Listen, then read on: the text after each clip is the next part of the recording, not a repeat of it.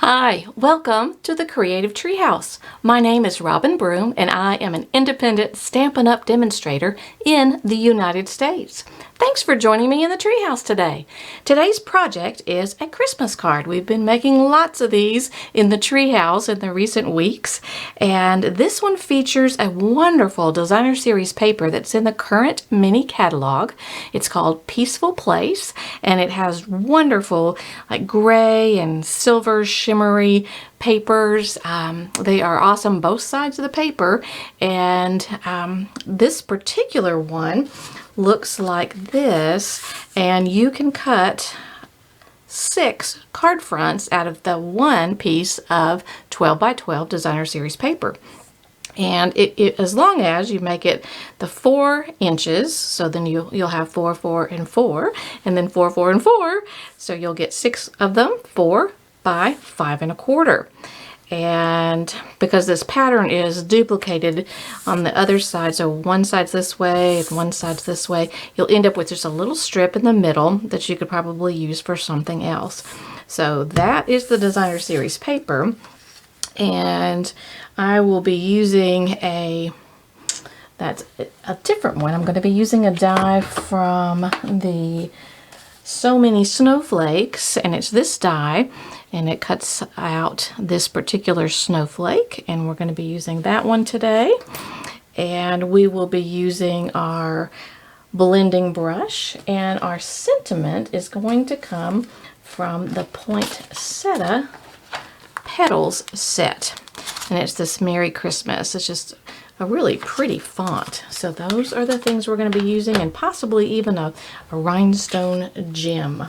So the very first thing that we need to do, and I need to tell you that we're also, one of the features of this card is how we're going to make the snowdrifts like that. That's going to be a neat, fun tip, something that I sort of just stumbled on. I don't know, I'm sure it's not anything new under the sun. There never is. But let's start with our blending with our balmy blue, and we're just going to take this sky and make it, instead of white, we're going to just add a little color to it. And it's always a good idea when you're using the blending brushes to sort of brush off just a little bit so we don't end up with a great big blob. We don't want any kind of meteor coming down and or something that you have to explain. Another thing I like about this, being able to blend right onto the paper, is that it doesn't, the silver and the trees don't really pick up the color, so you don't have to worry about masking the trees. I tried that the first time and decided that you don't really have to worry about it. So do the balmy blue, and then we'll shade and we'll get out the Night of Navy ink. I'm going to use the same brush because I'm going from lighter to darker. And I'm going to use that pretty much just on the top edge and just go around like that. Okay, and then we're going to do the same thing. You know what? I think I might go back in with just a little more of the balmy blue. Rub that off. Okay, let me do some more balmy blue, just really blend that in. Just a little bit more. Okay, I like that. These brushes are awesome. All right, while we've got the brushes out, we're going to do the inside of our card. I didn't show you that earlier, but it's going to be pretty much the same. So I'm going to start with the balmy blue. We're just not going to make it quite as dark because you want to leave a place to write to your recipient, whatever Christmas greeting, or perhaps you're one of those that likes to write a little bit more and let people know what's been happening in the year 2021. Hopefully your 2021 was a little less eventful than your 2020 was. That was a surprise to most of us. All right, then I'm going to go just with a little bit of Night of Navy, not too much. You don't want it to be too bold, or I don't want it to be too bold. So just a little bit of the Night of Navy on the edges. So then you've got just a little bit of accent, a little bit of color, something different for the inside.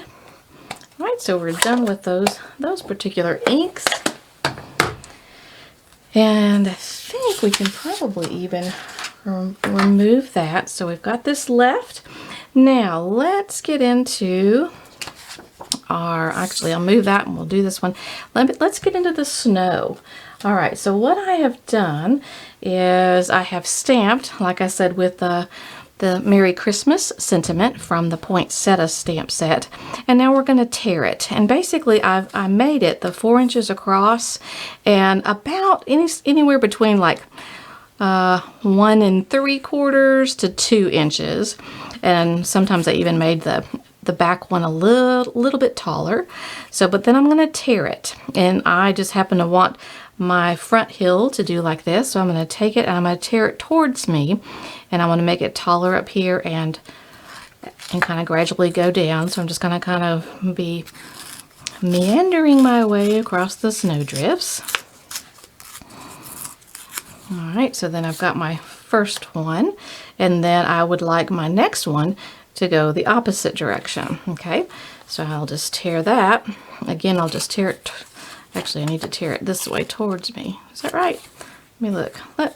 It'd be easier to do this. Let's just tear it the same way, but go up instead of down.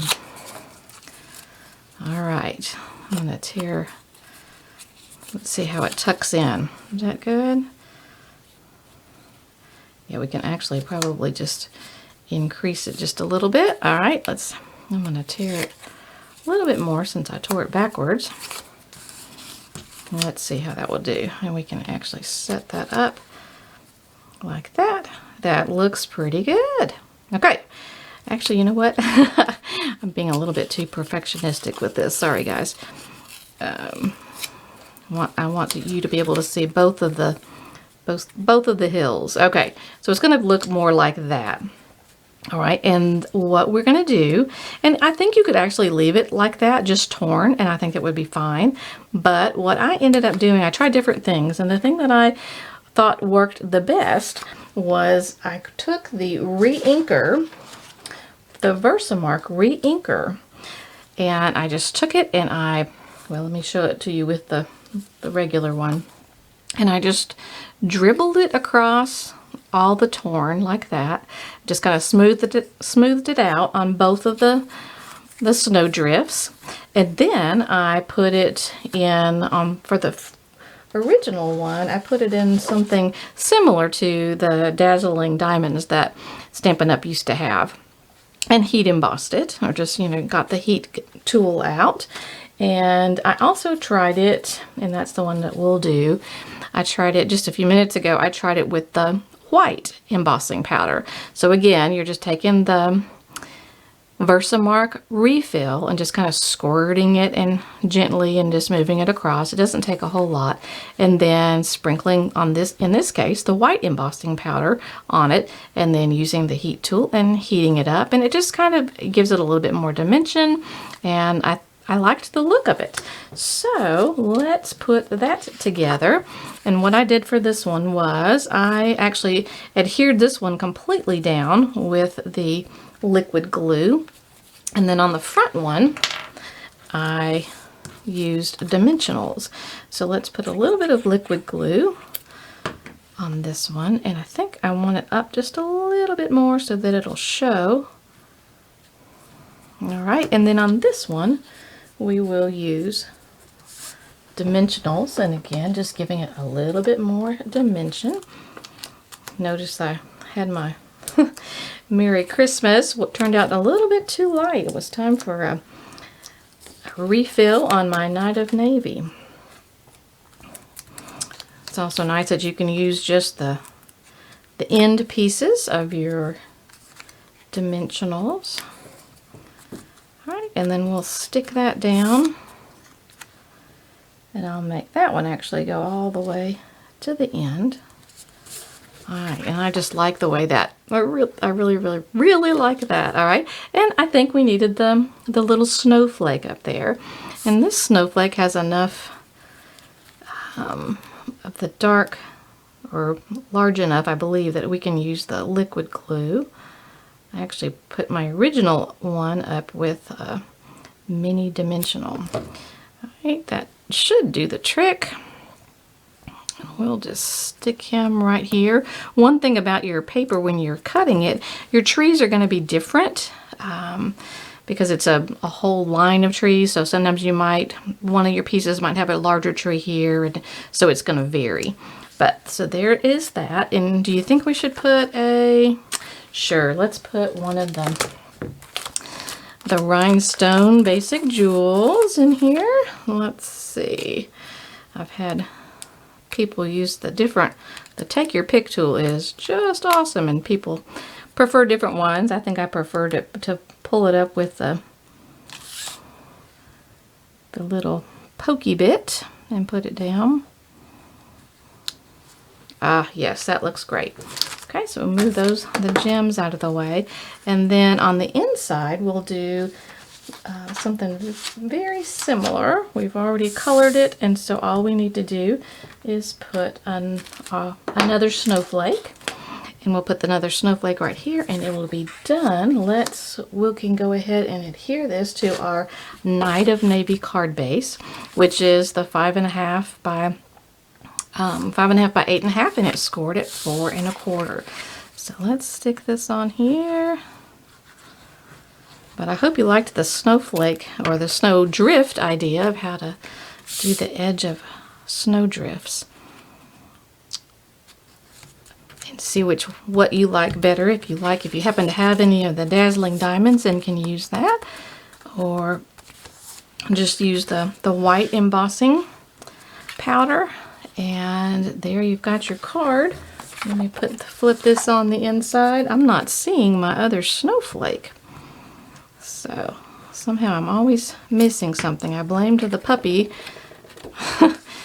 the last time, and it turned out the dimensionals that I had accused her of taking were actually right where they needed to be. I just didn't see them. They were sitting upright instead of flat. So, but you can put another one of those snowflakes is what I would do right here. So there it is. It's just a simple card, but the paper just really just is exactly what you need. And we just added just a little bit to this amazing paper and have a beautiful Christmas card. So I hope you like it. I hope you try the Snowdrift with the Versamark refill.